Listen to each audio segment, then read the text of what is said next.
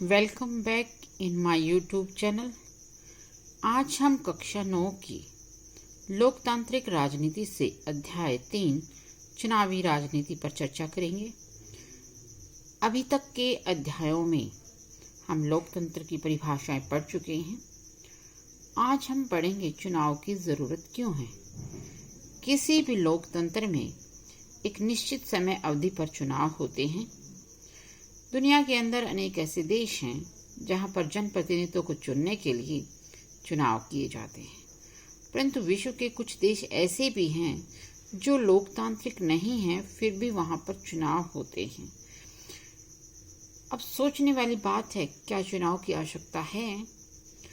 बिना चुनाव वाले लोकतंत्र की कल्पना हम कैसे कर सकते हैं? अगर सारे लोग रोज साथ बैठें और सारे फैसले मिलजुल कर लें, तभी हम कल्पना कर सकते हैं बिना चुनाव के लोगों का शासन। परंतु आमतौर पे इस तरह की चर्चा असंभव सी नजर आती है। किसी भी बड़े समुदाय की अगर हम बात करें तो सभी लोग एक स्थान पर बैठकर और सभी फैसले मिलजुल कर नहीं ले सकते। इसीलिए ये देखने में मिलता है कि अधिकांश लोकतांत्रिक शासन व्यवस्थाओं में लोगों के द्वारा मतदान करके अपने प्रतिनिधित्व का चुनाव किया जाता है, जो हम पे शासन करते हैं। क्या चुनाव के बिना भी लोकतांत्रिक ढंग से प्रतिनिधित्व का चुनाव किया जा सकता है? कई बार ऐसी परिस्थितियां होती हैं कि लोग किसी एक व्यक्ति पर सहमत हो जाते हैं, चाहे वो चुनाव उम्र या अनुभव के आधार पर किया जाता है। या ऐसी जगह की भी हम कल्पना कर सकते हैं जहां प्रतिनिधित्व का चुनाव शिक्षा या ज्ञान के आधार पर होता है। इस तरह की व्यवस्था में लोग आमतौर पर मिलजुल कर ही समस्याओं का समाधान करते हैं और ऐसे स्थानों पर चुनाव की आवश्यकता नहीं रहती। लेकिन क्या इस अवस्था को लोकतंत्र कह सकते हैं? क्या हमें पता चलता है कि हमारे द्वारा चुना गया जो प्रतिनिधि वो हमें ठीक तरह से कार्य कर रहा है या नहीं कर रहा है? हम इस तरह की कुछ व्यवस्थाओं को लें कि वह प्रतिनिधि अपने स्थान पर बना रहे या ना रहे, जिसके लिए नियमित अंतराल पर चुनाव का होना जरूरी है। अगर हमारे द्वारा चुना गया प्रतिनिधि सही ढंग से काम ना करे तो हम उस प्रतिनिधि को बदल सकते हैं। इसी व्यवस्था का नाम ही चुनाव है। चुनाव में मतदाता क्या चुनता है? सबसे पहले वह अपने लिए कानून बनाने वाले व्यक्तियों का चुनाव करता है कि उनकी भलाई के लिए जो कानून बनेंगे वो उनके द्वारा चुने हुए प्रतिनिधि बनाएं। दूसरा है वह सरकार बनाने या बड़े फैसले करने के लिए अपने लोगों को चुनता है। तीसरा है वे सरकार और सरकार द्वारा बनने वाले कानूनों को दिशा निर्देश करने वाली पार्टी का चुनाव कर सकते हैं। आमतौर पर अगर हम बात करें चुनाव की, तो चुनाव लोकतांत्रिक है या अलोकतांत्रिक, इसका फैसला कैसे किया जाए? लोकतंत्र में तो चुनाव होते ही होते हैं, परंतु कभी कभी गैर लोकतांत्रिक देशों में जो चुनाव होते हैं उसका फैसला कैसे किया जा सकता है।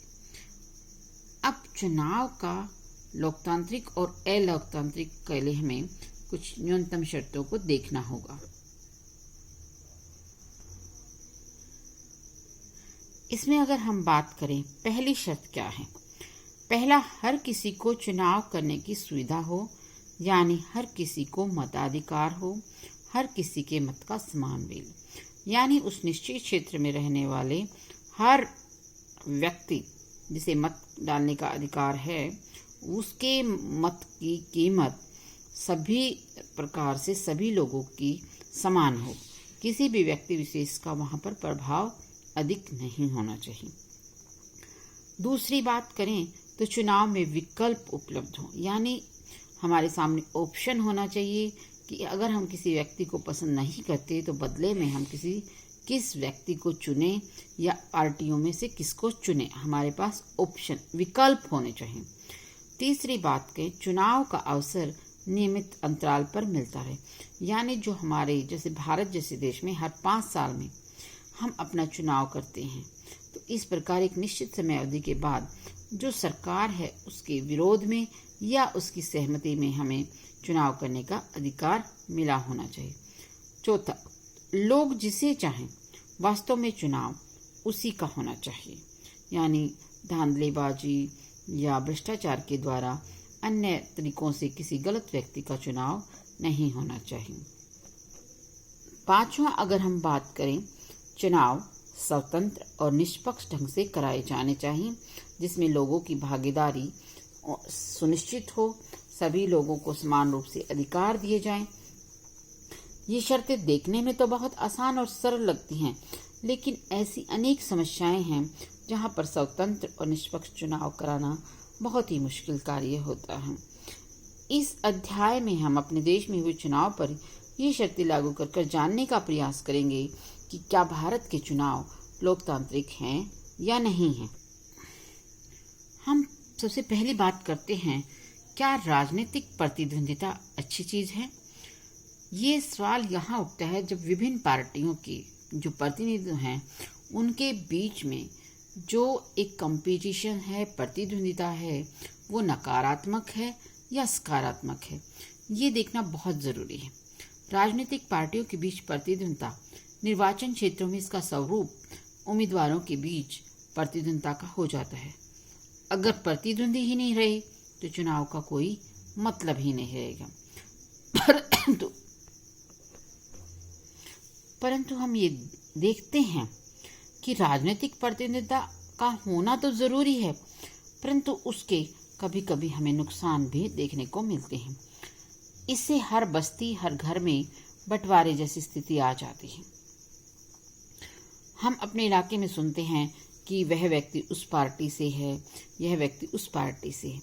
चाहे व्यक्ति के अंदर अपने गुणों को एक तरफ रखकर हम पार्टी विशेष को चुनते हैं।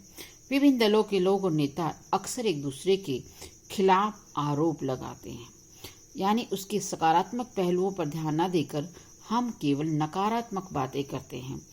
पार्टियां और उम्मीदवार चुनाव जीतने के लिए विभिन्न तरह के हथियार, मापदंड अपनाते हैं।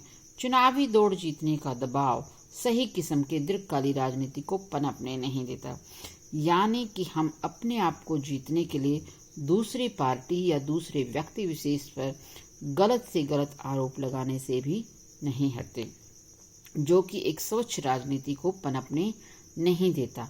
कभी कभी समाज और देश की सेवा करने के चाह रखने वाले अच्छे लोग भी इन्हीं कारणों से चुनावी मुकाबले में नहीं उतरते, क्योंकि चाहे व्यक्ति अच्छा हो या पार्टी अच्छी हो, चुनाव के अंदर जो प्रतिद्वंदी है विपक्ष पार्टी का है, उसमें आरोप और प्रत्यारोप तो जरूरी माने जाते हैं, और इस मुश्किल और बेढंगी लड़ाई में वे अपने आप को ठीक नहीं मानते। हमारे संविधान निर्माताएं इन समस्याओं के प्रति पहले से ही सचेत थे, जानते थे वे इस तरह की समस्या आएंगी, फिर भी उन्होंने भविष्य के नेताओं के चुनाव के लिए मुक्त चुनावी मुकाबले का ही चयन किया। उन्होंने ऐसा इसलिए किया क्योंकि दीर्घकालिक रूप में यही व्यवस्था बेहतर काम करती, यानी लंबे समय तक हमारे पास इससे अच्छा बेहतर विकल्प था ही नहीं। एक आदर्श दुनिया में सभी राजनीतिक दलों को मालूम होता है कि लोगों का हित किन चीज़ों में है, किस चीज़ों में उनकी भलाई है, सभी नेता जानते हैं। परंतु अगर राजनीति को देखा जाए तो सेवा भाव से अगर राजनीति में प्रवेश किया जाए तो बहुत अच्छी चीज़ है, परंतु असल जिंदगी में राजनीति को ऐसा साफ सुथरा नहीं माना गया, क्योंकि दुनिया भर के सभी नेताओं को अन्य पेशों के लोगों के समान आगे बढ़ने की, अपना कैरियर बनाने की चिंता होती है, और सत्ता में बना रहने के लिए वे अलग से अलग, बड़ी से बड़ी कुर्सी और ज़्यादा से ज़्यादा अधिकार पाना चाहता है। उनके अंदर लोगों की सेवा की भावना एक तरफ हो जाती है, केवल मात्र सत्ता को पाना उनके अंदर का भाव पैदा होता है।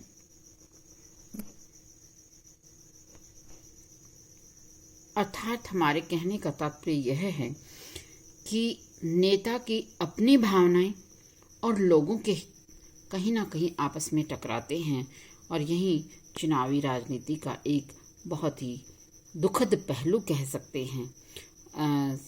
धन्यवाद।